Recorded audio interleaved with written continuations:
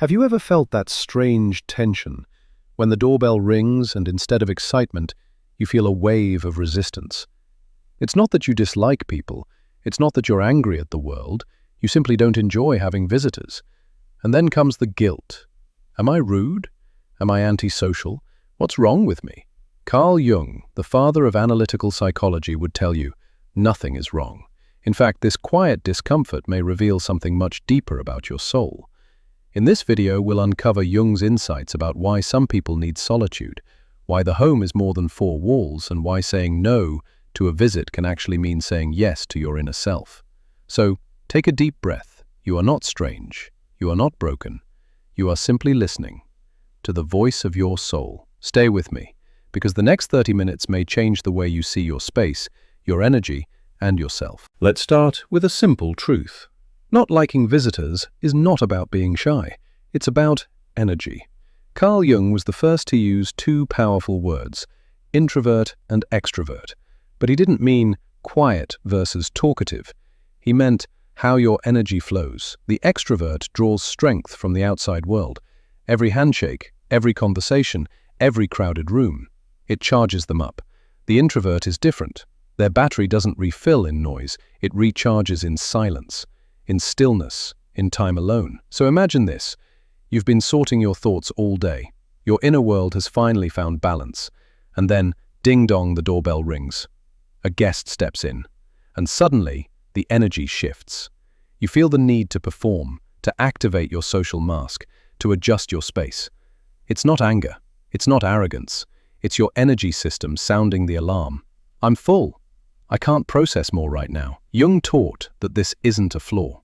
It's a psychological necessity. Just as the body needs rest, the soul needs solitude. Think of it like this. An extrovert is like a solar panel, taking in light from the outside. An introvert is like a well, drawing water from deep within. And when that well is disturbed too often, the water grows cloudy. So if you've ever felt drained after what seems like a simple visit, remember this. You are not weak. You are honoring the way your energy is designed to move. Before we go deeper, take a moment. Imagine your inner battery. Where is it right now? Half full? Nearly empty? Completely charged? Learning to check that inner battery is the first step to protecting your soul's ecology. Now, let's step inside your home. Because for Carl Jung, a house is never just four walls. It is a mirror of the soul. Think about it. Every room carries a meaning. The bedroom, your intimacy. The kitchen, your nourishment. The living room, your social face. The basement, your unconscious. The attic, your higher thoughts. And the front door? That is the sacred boundary, the threshold between your inner world and everything outside. When a guest crosses that door, something powerful happens. They don't just step into your living room, they step into the ecosystem of your psyche.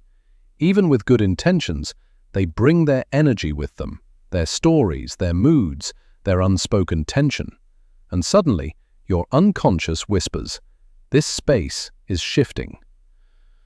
My balance is at risk." Have you ever felt it?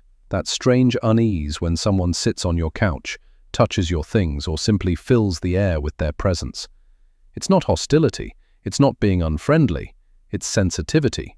Your home is your cocoon, a sacred container where your energy resets, a place where your psyche reorganizes itself. And when someone enters, you're forced to activate the persona again, the social mask, the polite role. Even in your own home, you perform. And that is exhausting. Jung believed this reaction is natural. The house as symbol tells us how close we are to our true self. If your home feels peaceful, your soul is in order. If visitors disturb that peace, it means your inner self still needs space to grow. And here's the key. There is nothing wrong with that. Think of your house as a garden. Some gardens thrive with many visitors, others bloom in solitude. Either way, the garden needs time to heal, to breathe, to protect its soil. So when you feel invaded by the simple act of someone entering, don't rush to blame yourself. See it for what it is, your unconscious defending its temple. Because your home, like your soul, is sacred ground, and protecting it is not selfishness. It is self-respect. Now let's go deeper, because sometimes the discomfort you feel with visitors isn't about noise or energy, it's about the shadow. Carl Jung called the shadow the hidden side of the psyche. It holds everything we've pushed away, old fears, painful memories, traits we were told to hide, and wounds we never dared to face. The shadow is not evil. It is unacknowledged. It waits quietly in the basement of the soul until life, or someone, knocks on the door. Picture this. A friend comes by. They say something small, maybe even innocent, and suddenly your chest tightens. You feel restless. You don't know why, but you want the visit to end. It's not about the friend. It's about what they stirred up in you. Their presence touched a blind spot, an echo in your unconscious, a place you haven't yet explored. Jung warned us, what you do not bring into consciousness will appear in your life as fate. So that irritation you feel, that urge to shut the door, it's not just social discomfort, it's your shadow saying, something inside me is unfinished. I need protection. This is why introverts often guard their space, not because they hate people, but because their inner world is highly sensitive. Visitors can activate unresolved pieces that demand enormous energy to manage, and when you force yourself to stay polite, to smile, to entertain, you betray your own need for safety. But here's the paradox. The shadow is not only pain, it is also potential. It hides creativity, strength, and truths you haven't yet embraced. So when a visitor triggers that unease, it might be a signal that there is something inside ready to be faced and eventually integrated. You don't have to solve it right away, but you can listen. Ask yourself, what part of me is being touched right now? Is this irritation about them or about something in me? Even this simple reflection turns discomfort into insight. So the next time someone's presence feels heavy in your home, pause. Remember, your shadow has spoken, and by respecting that voice, you take one step closer to becoming whole. There's another reason visits can feel so exhausting. It's called the persona. Carl Jung described the persona as a mask. It's the role we play in society, the polite version of ourselves, the professional face, the socially acceptable one. The persona is not fake. It has a purpose. It helps us function, keep peace, and navigate daily life. But here's the problem. When you have to wear this mask too often, especially in your own home, the soul begins to cry out. Think about it. A guest arrives. You instantly switch into host mode. You monitor your tone. You manage your expressions. You check the lighting, the dishes in the sink, the small details of the environment. You smile, even when you're tired. You laugh, even when you don't feel like it. You listen, even when your mind is elsewhere. That's the persona at work. And every minute of this performance consumes psychic energy. For introverts, for sensitive souls, this drain is even heavier, because the contrast between the persona and the true self is sharper, more painful. You might ask yourself, why do I feel so irritated when nothing is wrong? The answer is simple. Your inner self is saying, I need to rest. I need to take off the mask. But the visit forces you to keep it on, even in the place that should be your sanctuary. This is why unannounced guests feel like such a violation. It's not about the person. It's about being denied the freedom to be your authentic self in your own space. Jung warned us, when we mistake the persona for the self, the soul suffers. The danger is real. If you keep wearing the mask too long, you may forget who you are underneath it. You start living only as a role. The good friend, the gracious host, the dependable one. And one day you look in the mirror and realize you don't recognize the face. That is the tragedy of the tired persona. But there's hope. The first step is awareness. Notice when you're slipping into the role. Notice the tension in your jaw, the forced smile, the drained body. The second step is release. Create small rituals to remove the mask. Take a deep breath. Shake out your hands. Change into comfortable clothes. Sit in silence for a few minutes. Remind yourself, I am allowed to be real in my own home. Because the truth is, the persona is useful, but it is not your soul. And the soul deserves a space where it can breathe, unmasked and free. So if you feel resistance to visitors, it may not be about disliking people. It may simply be about exhaustion. the exhaustion of having to perform, when all you really want is to be yourself. There is an ancient figure that Carl Jung often spoke about, the Hermit. You may have seen him in tarot cards, in myths, or in old stories. An old man with a long white beard walking alone at night, carrying a lantern. But this is not just a picture. It's an archetype, a universal symbol that lives in all of us. The hermit represents withdrawal, not escape, but a sacred retreat, the courage to step back from the noise of the world so you can finally hear the voice inside. When you feel the urge to close the door, turn off the phone, and be alone, that's the hermit calling. He doesn't ask you to abandon people forever. He asks you to pause, to breathe, to reconnect with your soul. Jung believed that only in stillness does the true light appear, and that lantern the hermit carries.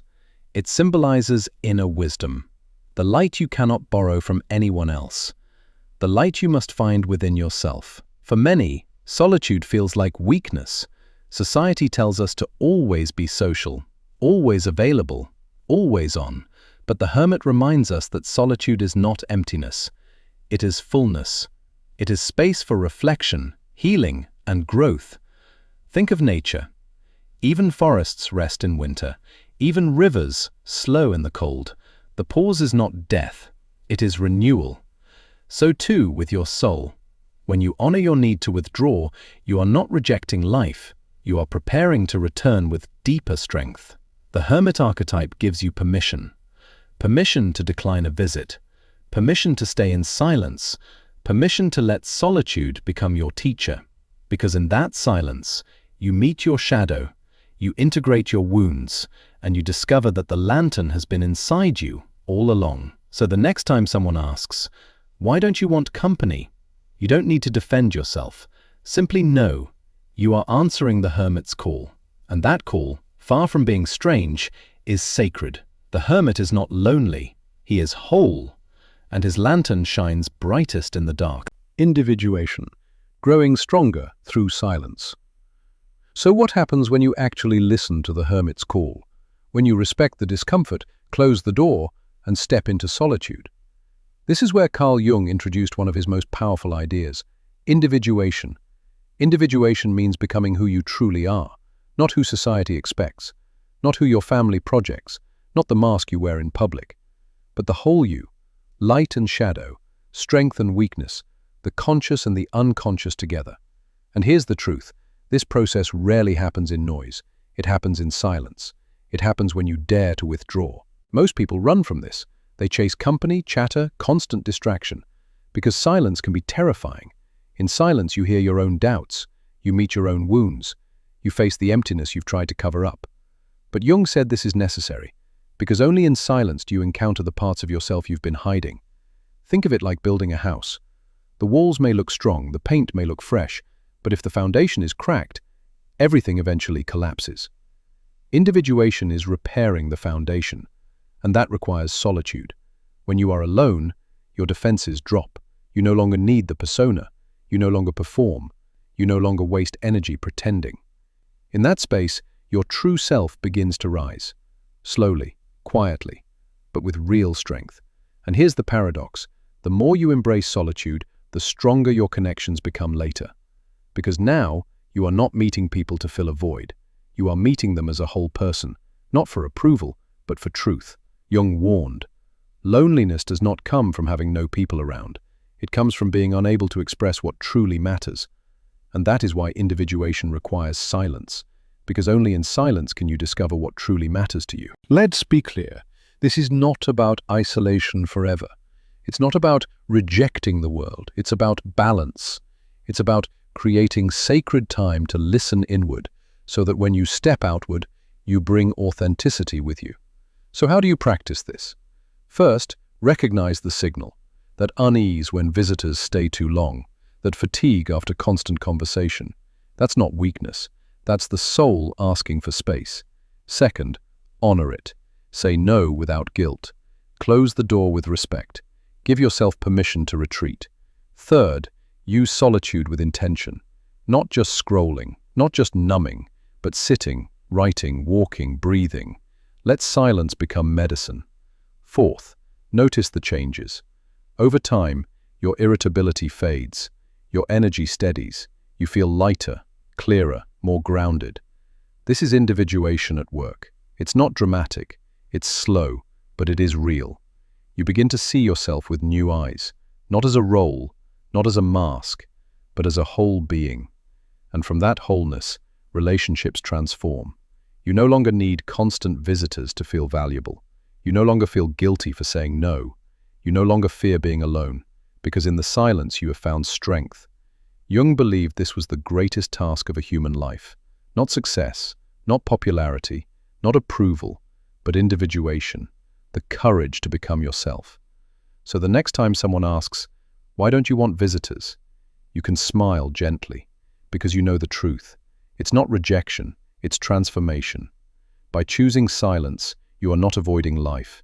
You are preparing for it. You are growing stronger, deeper, more alive. This is the gift of individuation, and it begins the moment you honor your need for quiet. So now you understand the theory, but how do you live it? How do you protect your energy without guilt, without conflict, without burning bridges?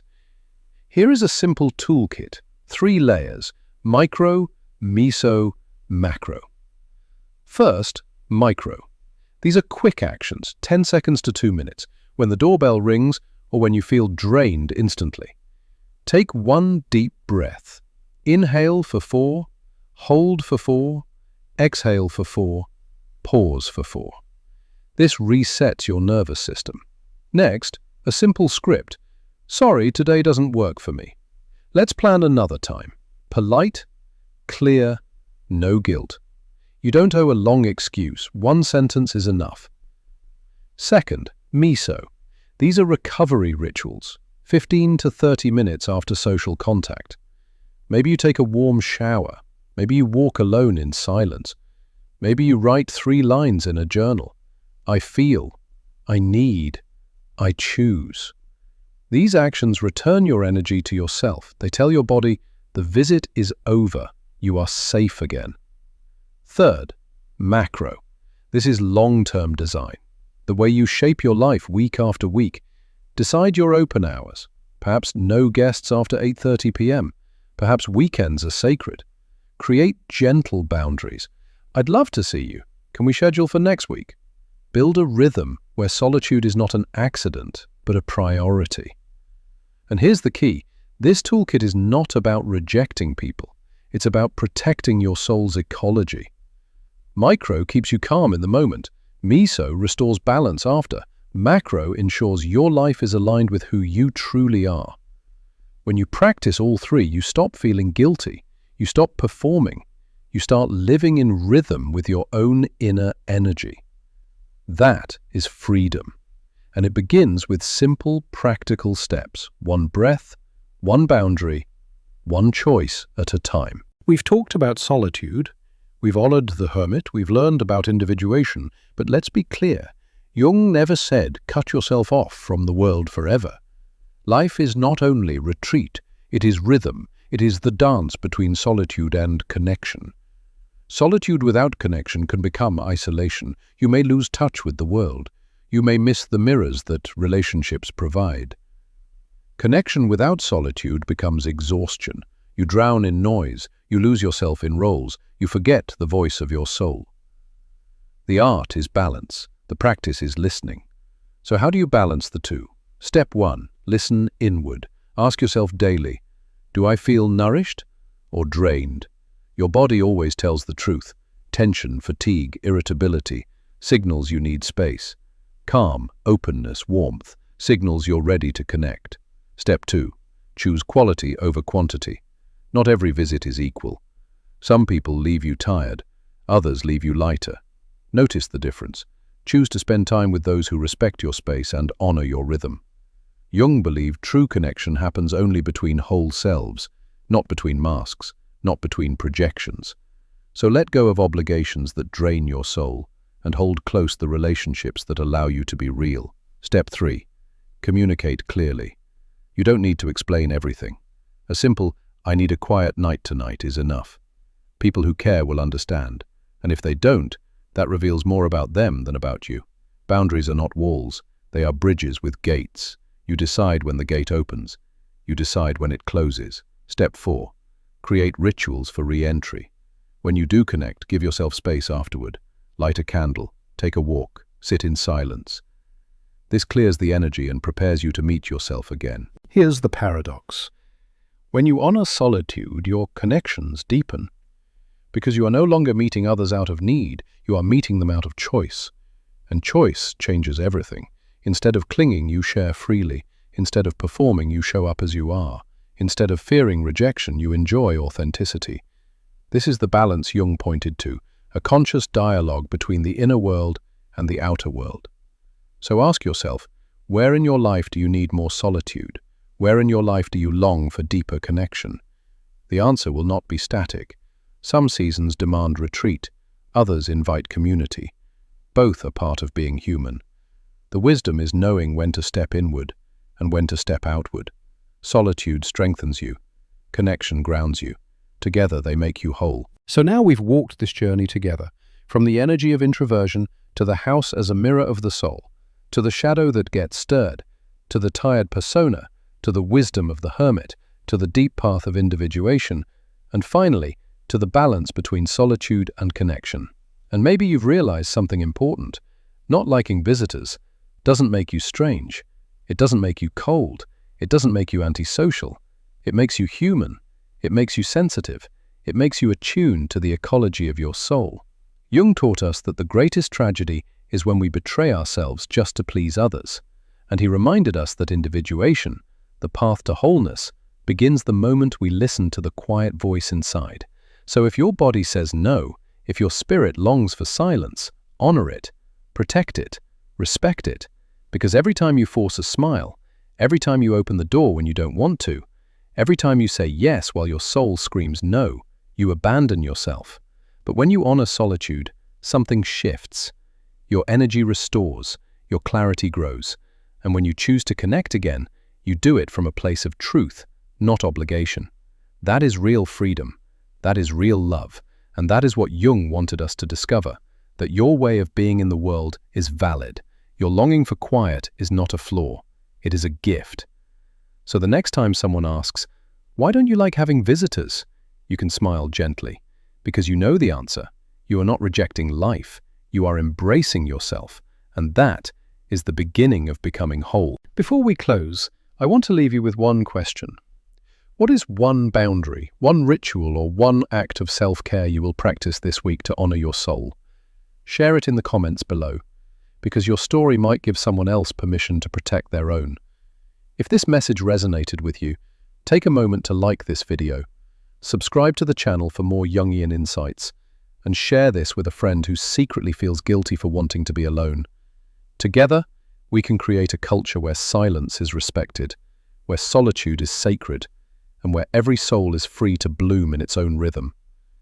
Thank you for being here, and remember, your home, your quiet, your solitude are not weaknesses.